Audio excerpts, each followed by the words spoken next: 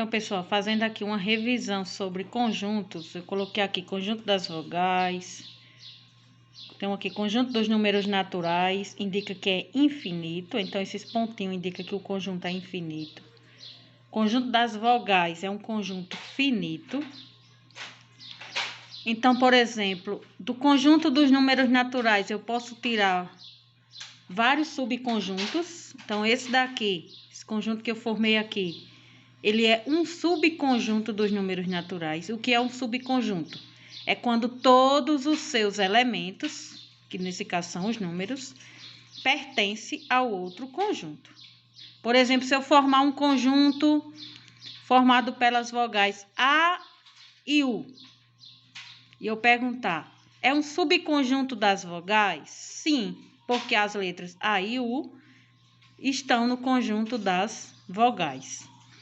A representação de um conjunto vazio pode ser representado por essas duas fórmulas, ou por esse símbolo cortado, ou então por um parênteses sem nada dentro, então é uma representação de um conjunto vazio. Então, aqui, subconjuntos, quando todos os seus elementos pertencem ao conjunto. Coloquei aqui 3 conjuntos e vamos analisar. Por exemplo, o conjunto B é subconjunto de A? A gente tem que analisar se os elementos de B, todos eles, estão no conjunto A. Nesse caso, não. Então, B não é subconjunto de A. Se eu perguntar, C é subconjunto de B? Sim, porque todos os elementos de C também são elementos de B. E se eu perguntar, C é subconjunto de A? Sim, porque os elementos de C também são elementos do conjunto A. E se eu perguntar ao contrário, A é subconjunto de C? Não, porque nem todos os elementos de A estão em B.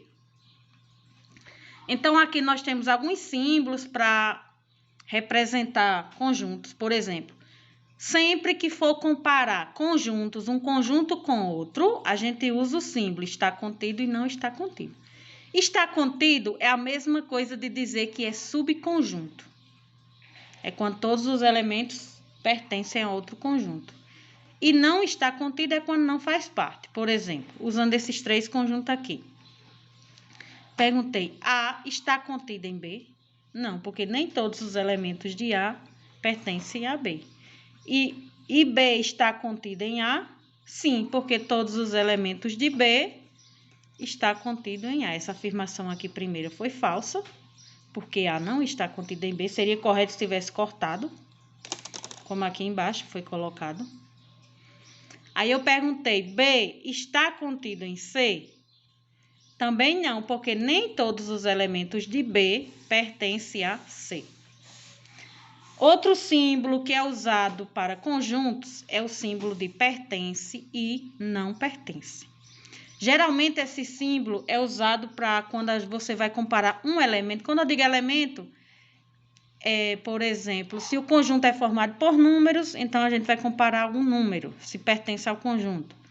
Se o conjunto for formado por palavras, então vai comparar uma palavra se pertence ao conjunto. Então, é chamado de elemento.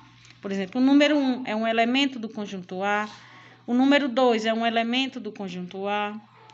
Aí, aqui eu perguntei, 1 pertence a A, porque o número 1 faz parte do conjunto A. E 0 não pertence a A, porque o número 0 não faz parte do conjunto A. Outro símbolo usado em conjuntos é esse símbolo de união e interseção. União quer dizer unir, então sempre que você for unir conjuntos, você vai juntar todos os elementos em um só conjunto. Então, se eu vou unir o conjunto A com o conjunto B, então eu vou colocar todos os elementos de A e B, todos. Os que estiverem repetidos, coloca apenas uma vez. Isso geralmente coloca do menor para o maior. E o que quer dizer interseção? Interseção é o que pertence ao mesmo tempo aos dois conjuntos. Por exemplo, A interseção B. quais são os elementos que pertencem a A e a B ao mesmo tempo. Nesse caso, é o 5 e o 7. Ele faz parte do conjunto A e faz parte do conjunto B. A mesma coisa se você for fazer a união de 3 conjuntos. Você vai juntar todos os elementos que pertencem aos 3 conjuntos. E se for fazer a interseção dos 3 conjuntos, a mesma coisa. Tem que colocar apenas os que estiver repetido ao mesmo tempo nos 3 conjuntos. Então, aqui, uma relação de conjunto está contido e não está contido. Por exemplo, o conjunto dos números naturais está contido no conjunto dos números inteiros. Por quê? Todos os números naturais, que são os números a partir do zero, também são números inteiros. Representação de um conjunto em um diagrama. Se eu quero representar um conjunto em um diagrama, aqui eu tenho o conjunto A e o conjunto B. Então, eu tenho que começar pela interseção. Se são 2 conjuntos, eu tenho que começar colocando o número que pertence ao mesmo tempo aos 2 conjuntos. Por exemplo, o número A, número 1, pertence a A e pertence a B. Ou seja, ele tem que ficar aqui, onde faz parte de A e faz parte de B. Aí eu gosto de ir riscando porque, por exemplo, coloquei o número 1. Quem sobrou? 2, 4 e 8. Ou seja, 2, 4 e 8... faz parte apenas do conjunto A. Quem faz parte do conjunto A? Todos esses números aqui. Quem faz parte apenas do conjunto A? Só esses números aqui. Conjunto B, já coloquei o 1, sobrou 3, 6 e 7. Quem faz parte do conjunto B? Todos esses aqui. Quem faz parte apenas do conjunto B? Só o 3, o 6 e o 7. E um pouquinho mais complexo aqui, quando se for fazer a interseção de 3 conjuntos. Eu tenho aqui a representação no diagrama, conjunto A, B e C. Então, eu começo pelo número ou pelos números, se tiver mais de um, que pertence ao mesmo tempo aos 3 conjuntos.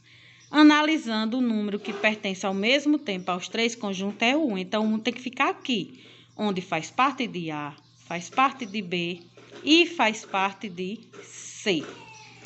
Aí eu vou analisando. Fora o número 1, tem algum outro número que faz parte de A e B? Por que aqui ficou vazio?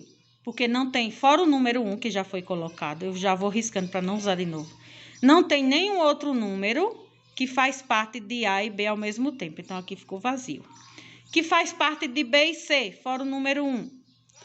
Fora o número 1 tem o 6, ou seja, o 6 ele vai ficar aqui, faz parte de A, e B e C ao mesmo tempo. E de A e C, fora o número 1, tem o número 2, pertence a A e também a C.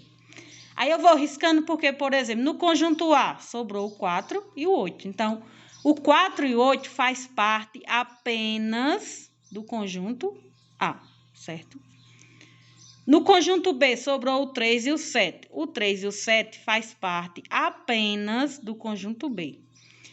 E o 5 faz parte apenas do conjunto C. Se eu perguntar, quem faz parte do conjunto A? Todos esses números aqui.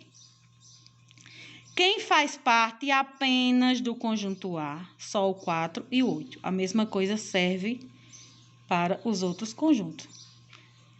Certo?